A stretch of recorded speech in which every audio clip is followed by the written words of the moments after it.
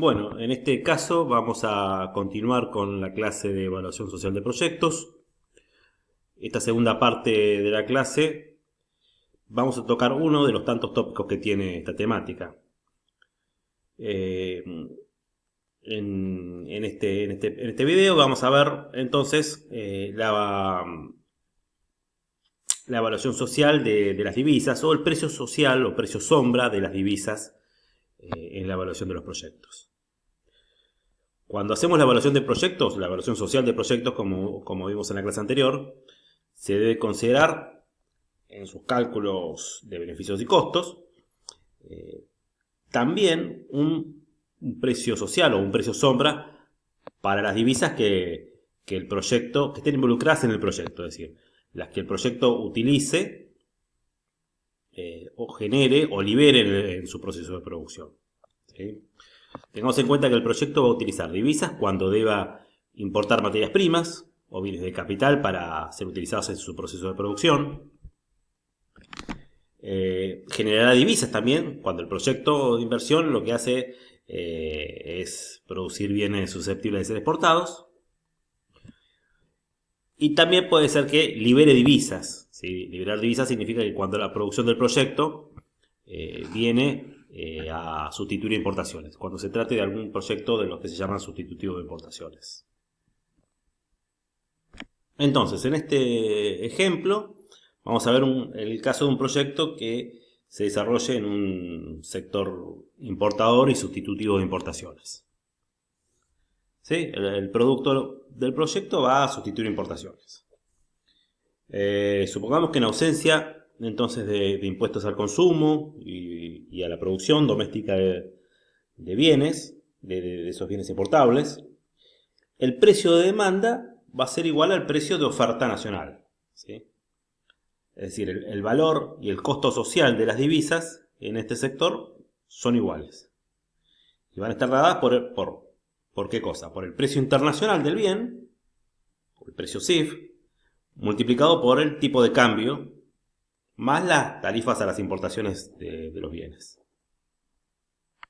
Pero si hay impuestos adicionales sobre el consumo o la producción doméstica de estos bienes, estos valores no van a ser necesariamente iguales entre sí. Vamos a ver el gráfico.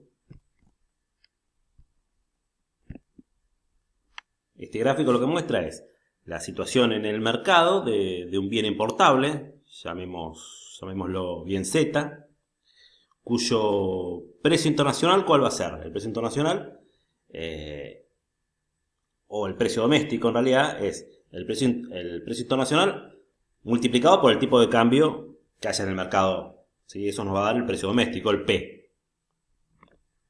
¿Sí? Nuevamente, ese P es el precio doméstico imperante en este mercado, que está dado por el precio internacional en moneda extranjera, multiplicado por el tipo de cambio imperante. Ahora, supongamos que hay una tarifa T sub M, que es una tarifa a la importación de estos bienes. Entonces el precio doméstico ahora no va a ser P, va a subir a P sub P. Acá. Este P sub P lo que hace es representar el valor marginal de destinar divisas a la importación de este bien Z. Pero también es el costo marginal de sustituir importaciones de Z.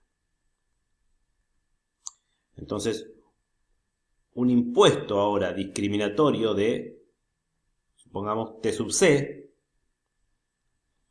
¿sí? Es un impuesto discriminatorio, digo, es porque es un impuesto al consumo del bien Z, que ya tiene además un impuesto a las importaciones, las tarifas a las importaciones, que era el T sub M. Ahora, si esto le sumamos un T sub C al consumo de este bien, va a elevar el precio más ahora aún. Ya no va a ser el P, que era el precio doméstico internacional, no va a ser el P sub P, sino que ahora va a haber un P sub C o P supra C. ¿Qué es este PC? Es el precio que debe pagar el consumidor nacional. dado los impuestos. ¿Sí? Este es el caso como el caso que vimos en intervención de mercados cuando hay impuestos. Entonces, lo que vamos a ver acá es que permanece en P sub P el precio que recibe ¿quién? El productor doméstico. El productor del país recibe P sub P, pero el consumidor paga P sub C. P sub P, P es precio de productor y PC es precio de consumidor o precio demandante.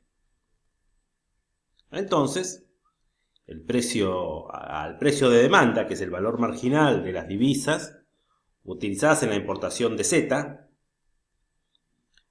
es entonces mayor que el precio de oferta de Z. Porque el precio de oferta de Z es el otro, el que vimos recién. ¿Sí? Ese P sub C está dado ahora acá por la fórmula esta que tienen acá a la derecha, que es P sub C igual a P sub P más una porción dada por el impuesto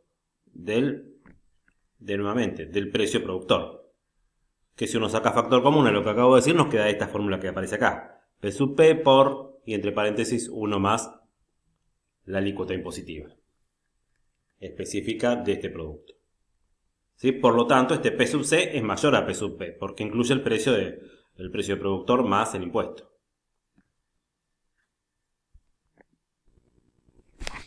Entonces, los impuestos al consumo doméstico de estos bienes importados, en el cual Z es ese tipo de bienes, de este mercado, va a llevar a que el valor social de las divisas obtenidas de menores importaciones